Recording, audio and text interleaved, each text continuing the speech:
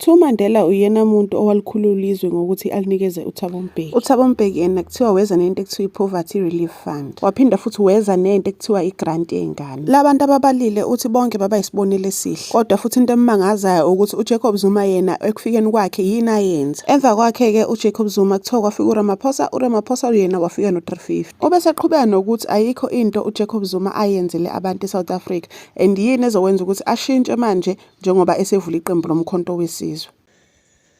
Ngoba-ke bafowethu siyazi ukuthi uMandela nangona nithi yena zange abuye ejele kodwa walikhulula izwe. Wase yalithatha ulinika uThabo Mbeki.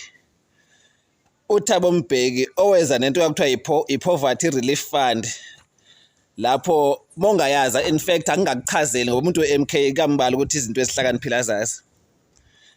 Waphinda weza nemali yokuthi izingane zenu lezi ningazondli zondliwe ngo-180 rand. Kwase kufika uZuma wakhe inkandla. Ayikho into esiyaziyo enye ebalulekile ngaye. Kwazofika uRamaphosa ekuyena waninikeza i-350 lona udlayo namanje njengoba ningasebenzi.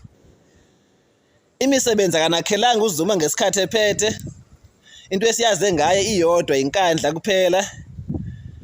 Kodwa namanje nileqeke emveni kwakhe nithi hey uZuma yini anenzele yona uZuma. Sitsheleni phela nabo omongameli ngibabalile bawu3. uZuma yini anenzele yona.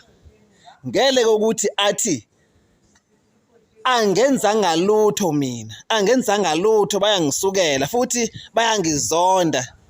Yini ebalekile anenzele yona uZuma. Sicela nje lokho. Yini ayenzele iSouth Africa ayibalekile yini sifuna lokho. Asifuni ukuthi masikhuluma ukuthi iphalaphala ini sifuna le yenziwe uZuma ebalekile. Asikhulumi ke phalaphala siyeza ke phalaphala siyayazi nayo ibi wrong futhi.